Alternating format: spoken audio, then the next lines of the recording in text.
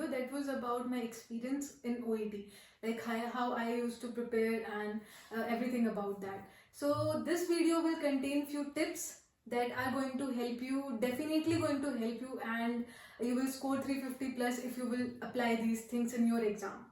So एक overview दे देती हूँ पहले कि क्या क्या टिप्स कंटेन करेंगे. If you want to see explanation you can go ahead. Okay, first tip is about read aloud. Second is mirror technique. Third, paraphrasing. Fourth, learn phrases. Fifth is watch role plays. Sixth is about remember OET purpose. And seventh one is systematic approach. And at last I would give you a magical tip. Okay. तो ये 8 tips हैं जो मैं इस video में आप लोगों को बताऊंगी, और ये डेफिनेटली अगर आप लोगों ने इसको किया ना, सच में बहुत हेल्प करने वाली है, क्योंकि मुझे ये हेल्प की थी. और अगर आप लेजी हो तो पक्का इन चीज़ों को यूज़ कर लेना, क्योंकि मैं कंफर्टेबल चीज़ ही देखती हूँ कि जो इजी चीज़ हो तो वो चीज़. Okay, without wasting your time let's start with it. Okay, first is read aloud. This is the magical, not a magical tip, magical tip is at the last, but ये भी एक बहुत ही बढ़िया मस्त चीज़ है. Read aloud. If you will read aloud, like why I'm saying this, it is a good tip because most of the people are having one problem that they are unable to utter the English, like they say कि English हमारे अंदर से नहीं निकल रही English. तो उस चीज़ के लिए ये सबसे बेस्ट चीज़ है. when you will read aloud it will going to help. अब कैसे करना है देखो यार, मैं क्या करती थी कि मैं अपनी, मेरे पास कोई भी एक बुक, कोई भी बुक ले लो, कोई भी एग्जाम्पल कुछ भी, तो उस बुक को अपने पास रखती थी और मैं सुबह 20 मिनट सोचती थी कि भाई उठते ही मुझे कुछ नहीं करना, मुझे 20 मिनट ये बुक पढ़नी है, ठीक है, इसको रीड अलाउड करना है. So I use to read aloud these kind of things and for example whatever written just speak it out. When it comes to the story of my hormones, I don't even know where to begin. I hit puberty at 10 years old and was on the road touring to my destination. So you have to speak that day, okay? And this is definitely going to help you in your speaking, okay? और उसके बाद जो दूसरी tip मैं बताने वाली हूँ, ये रोज करना है यार, साइमल्टेनियसली अपने और मॉड्यूल्स के साथ ये जरूर रोज करना है. कोई ज्यादा बड़ी चीज तो है नहीं, 20 मिनट तो निकाल ही सकते हैं ना, तो वो चीज करनी है. तो जो सेकेंड टिप है वो है मेरी mirror technique. How we are going to do mirror technique, उससे पहले मैं एक ओवरव्यू दे देती हूँ कि OET स्पीकिंग में एक्चुअली होता क्या है. We have 2 Q cards as you all people know, like 2 Q card होते हैं हमारे पास, उसमें टास्क होते हैं, राइट. सो जो हमें इस टेक्निक में करना है, मिरर टेक्निक में, एक मिरर के सामने हमें खड़ा हो जाना है और फिर हमें एक टास्क लेना है. पूरा हमें उस तरीके से नहीं सोचना कि भाई हमें 5 मिनट बोलना है, ये बोलना, कुछ हटा दो सब कुछ, ठीक है. हमें सिंपली एक कार्ड लेना है, उसमें हमें पहला टास्क लेना है और अपने आप से बताना है हम ही पेशेंट है, हम ही नर्स है, हम ही सब कुछ है, हम ही डॉक्टर है, सब कुछ हम ही है, और हमें अपने आप को बताना है कि कोई भी जो फर्स्ट टास्क है उसको अपने आप को ही एक्सप्लेन करना है. So this is what you are going to do. Please try to use these techniques and please try to use these suggestions whatever I am giving to you. You have to speak it that way to yourself. Okay, take one task, speak, take another, speak, take third, speak. You have to do that way. यार ये बहुत ज़्यादा helpful चीज़ है, बहुत ज़्यादा, और एक मज़े भी आते हैं कि हमें कोई जज थोड़ी ना कर रहा है उस चीज़ में. So we can do that, ठीक है. In front of mirror sit और स्टैंड और whatever you want to do and just speak to yourself. Okay, तो ये मेरी दूसरी टिप थी. तीसरी टिप मोस्ट इंपॉर्टेंट टिप है भाई, बहुत ज़्यादा इंपॉर्टेंट है, that is learn phrases.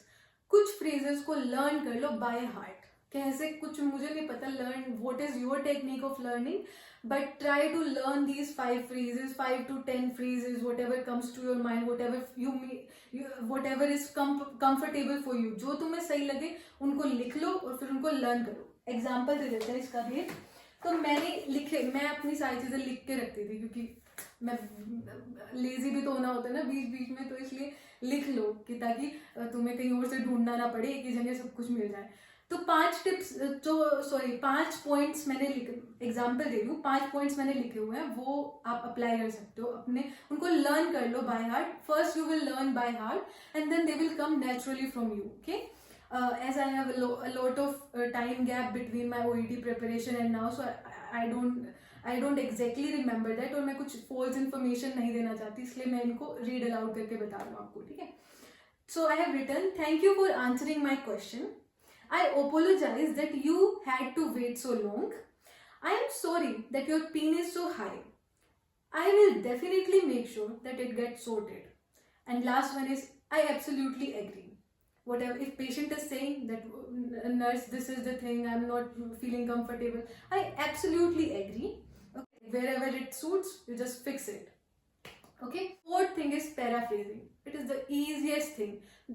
When we go to coaching or when we are connected to some coaching institute, they used to give a lot of stuff, like they used to tell us, you can do this, you can do that. So from that, I just what I took is, I just took the cream, that is paraphrasing. सबसे best है, like whatever patient is saying, just say back to the patient. Like if the patient is saying, nurse or whoever you are, Julie or whatever your name is, Julie, I'm feeling indigestion and I'm also having some headache along with the indigestion sometimes. So patient gave you this information. What you have to do, you will say, from what I understood so far, you have been experiencing indigestion for the past few weeks, and at times it is accompanied by headache. Is that right? So you can just speak that way. It was constructed, I know, but you can, if you will learn these kind of phrases, then you can apply them anywhere. Like whatever patient told you, you can say, all right, from what I understood, you are having headache along with the indigestion. Is that right? So you just do paraphrasing. What benefits paraphrasing is having? There are two benefits. There are two most important benefits. Firstly, is that you will have confidence. You are already having data. Patient is giving you data. You have to just give that data back. So you are having confidence. Yeah, there is nothing else. I have not to go out of the track. I have to just stick to the track. Whatever patient is saying, you have to repeat it. Second is, it will give the examiner the perspective that yeah, you are listening to patient and then you are answering it. So ये दोनों चीज़ें बहुत help करने वाली हैं आपको. तो इसीलिए, और ये सच में इनसे आपके मार्क्स बढ़ेंगे. डेफिनेटली ये चीज़ें आपके मार्क्स बढ़ाती हैं. तो please try to apply this. Okay, तो फिर हमारी फिफ्थ टेक्निक आती है सिस्टमैटिक अप्रोच. सिस्टमैटिक अप्रोच में हम क्या करते हैं यार? Systematic approach is kind of like you are having task, you are having 5 task. Introductory part हो गया. We have done the introduction. We told the patient our name, we asked the patient name, and we have done all those things. Now you have to come to the task. Okay, between those two things, introduction and coming to task, you have to do a systematic, you have to give a outlet to the patient.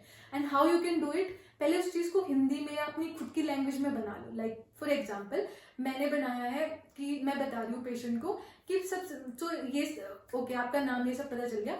अब मैं ये सब करने वाली हूँ. पहले मैं आपसे कुछ क्वेश्चन पूछूंगी जिससे मुझे आपकी हेल्थ कंडीशन के बारे में पता चल जाएगा. उसके बाद मैं कुछ सजेशंस दूंगी उस सिचुएशन के हिसाब से, और लास्ट में मैं आपकी कोई भी क्वेश्चन होगा उसका आंसर देने के लिए रेडी हूँ. ठीक है, इसको मैं कैसे बोलूंगी? So this is what I am going to do. Firstly I will ask you few questions related to your health condition, and then I will give you few suggestions according to that, and at last I would like to answer any of the question you may have. So ये बहुत ही अच्छा भी लग रहा है और पहले से लर्न था, नेचुरली आ रहा है, तो वो चीज़ एक बहुत अच्छा आउटलेट दे रही है कि हाँ, आप एग्जामिनर भी शुरू में ही देख के, रिकॉर्डिंग शुरू में ही सुनेगा तो पता चल जाएगा उससे कि ये बहुत अच्छे से बताने वाली है आगे भी. ठीक है, एक दिमाग में भी व्यू रहता है कि पहले ये करना है, वो करना है, पहले क्वेश्चन पूछना है, फिर सजेशन देना है, लास्ट में इसके आंसर, क्वेश्चन के आंसर देने हैं, बस. ठीक है, ये सिस्टमैटिक अप्रोच आप अप्लाई कर सकते हो अपने हिसाब से. Make your own sentence, or you can write down my sentence also and try to use them in your speaking. Okay, so last हमारे, so मैंने 5 टिप्स बता दिए आपको. तो 6 मेरी है कि वॉच रोल प्लेज. ये बहुत इंपॉर्टेंट है. हम रील्स देखते हैं, सब फालतू की चीजें करते हैं. एक रोल प्ले भी अगर पूरे दिन में देखोगे ना तो ये बहुत मोर देन इनफ है. Try to watch 1 role play per day. Whenever you are eating or having anything, brushing or doing whatever work you are doing, just keep one role play and try to see that, because if we will observe, we will learn. So this is the easiest thing we can do. फिर last है भाई कि remember OET purpose. बहुत ही important है, remember OET purpose. इसमें what this contain, like OET is not for giving you PhD degree, it is for a better communication. So they are not going to test you for the PhD, they will just see how better you can communicate with patient or anybody else. Okay, जब आप ये चीज सोच लेते हो ना कि यार इतना नहीं है, इतना कोई 450 में 450 नहीं लाने, हमें 450 में 350 प्लस लाने हैं बस। ये जो चीजें जो मैं बता रही हूँ ना, ये करोगे ना अगर दिल से अच्छे से करोगे, क्योंकि ये बिल्कुल लेजियस्ट चीज है, अगर इस लेजियस्ट चीज को भी अच्छे से कंफर्टेबल होके करोगे ना तो पक्का पक्का 350 प्लस आने वाले हैं। तो please try to follow all these things. तो without wasting your time, last में मैं आपको एक मैजिकल टिप दे देती हूँ, बहुत ही बढ़िया टिप है। जो मैंने पहली टिप बताई थी आपको कि रीड अलाउड, तो मैंने बताया था कि बुक से पढ़ सकते हो ऐसे करके, तो मुझे लास्ट में जब मैं लास्ट के दिन प्रिपेयर कर रही थी तब मेरे दिमाग में आया, और लोग, मैंने बहुत सारी वीडियोस देखी, उनमें ये भी बताते हैं कि भाई you can read medical journals, you can follow all those things, कर सकते हो, बहुत बढ़िया है। लेकिन एज वी आर लेजी, हमें ये नहीं भूलना कि हम लेजी हैं, तो हमें कंफर्टेबल चीज़ करनी है। तो उसके लिए मैं क्या करती थी कि जो हमारा रीडिंग वाला ये जो हमारा पैसेज है, जैसे मेरे पास है, हाँ, जैसे हमारा रीडिंग का जो होता है मॉड्यूल होता है, जो कर लिया है, यूं नहीं है कि जो नया उठा के लाओ उसको वेस्ट नहीं करना, जो पहले कर चुके हो, which you have already done, just take that module and try to read it aloud. Okay, for example इसके अंदर क्या है, ओके, इसके अंदर हमारे पास पैसेजेस होते हैं, मेडिकल जर्नल में भी यही चीज होती है। ये जब हमारे पास हार्ड कॉपी है तो हम क्यों ऐसे कर रहे हैं ना, तो फिर इसलिए हमें यही लेना है, we have to read it aloud. Okay, जो आपने कल कर ली रीडिंग उसी को दोबारा कर लो। अब इससे होंगे एक चीज से दो निशाने। भाई ये बहुत ही मैजिकल है, मैजिकल मैं इसलिए कह रही हूँ क्योंकि एक चीज करना, एक एक्सपेरिमेंट करना, you are doing your reading today, okay, you will do your reading and you just show that you got 25 out of 42 example, ठीक है। कल आपको क्या करना है, सुबह उठते ही रीड करनी है ये चीज, जो भी आपका जो कल कर ली या फिर बुक कर लो, कुछ भी कर लो, इसको रीड करना है, ठीक है, 20 मिनट के लिए। उसके बाद हाफ एन आवर के बाद आप अपना रीडिंग फिर से उठाना, कोई दूसरा मॉड्यूल, कुछ भी